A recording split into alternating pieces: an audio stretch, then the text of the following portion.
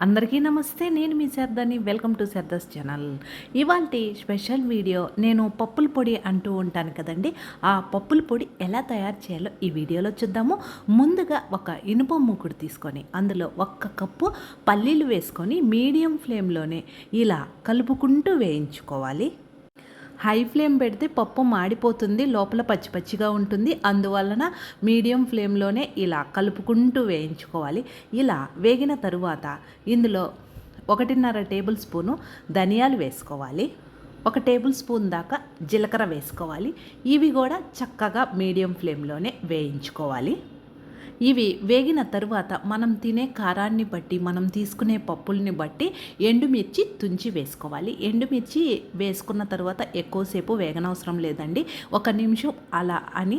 ఇందులోనే ఏ కప్పుతో అయితే మనం పల్లీలు తీసుకున్నామో అదే కప్పుతో అరకప్పు తినే శనగలు, అరకప్పు ఎండు కొబ్బరి ముక్కలు వేసుకోవాలి.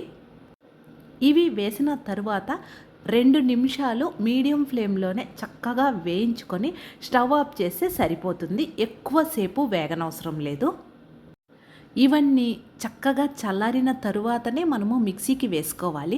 ఒక తడి లేనటువంటి మిక్సీ జార్ తీసుకొని మనము వేయించి చల్లారి పెట్టుకున్నటువంటి పల్లీలు, తినే శనగలు, కొబ్బరి, ఎండుమిర్చి, ధనియాలు, జీలకర్ర అన్నీ వేసి రుచికి తగినంత రాళ్ళ ఉప్పు వేసి మూత పెట్టి మిక్సీకి వీలైనంత మెత్తగా వేసుకోవాలి. నేను 2 సార్లు వేస్తున్నానండి. ఇలా మెత్తగా పొడి వేసుకున్న తరువాత ఈ పొడిని వెంటనే మనము స్టోర్ చేసి పెట్టకూడదండి, చల్లారిన తరువాతనే స్టోర్ చేసి పెట్టాలి. రెండోసారి కూడా మిక్సీకి వేసి ఇలా మెత్తగా పొడి చేసుకోవాలి. చివర్లో ఒక పెద్ద వెల్లుల్లిని ఒలిచి వెల్లుల్లి రెబ్బలు వేసుకోవాలి. ఇలా తయారు చేసి పెట్టుకున్నటువంటి పొడిని మనము వేపుడు కూరలు చేస్తూ ఉంటాం కదండి, చివర్లో 1 టేబుల్ స్పూను ఈ పొడి వేసి చాలా కమ్మగా ఉంటుంది. అన్ని టిఫిన్స్లోకి చాలా బాగుంటుంది.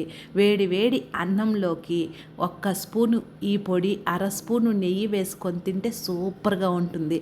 మనము ముద్ద కూరలు చేస్తూ ఉంటాం కదండి, టమోటా, ఉల్లిపాయ వేసి ఏదన్నా కూరగాయలు వేసి చివర్లో ఈ పప్పుల పొడి వేసుకుంటే చాలా రుచిగా ఉంటుందండి.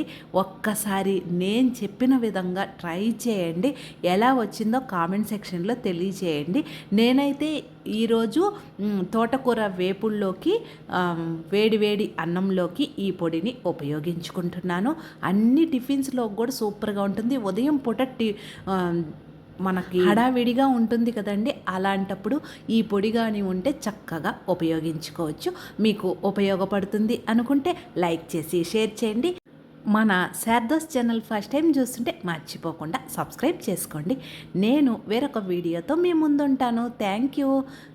వేడి వేడి అన్నంలోకి సూపర్గా ఉందండి.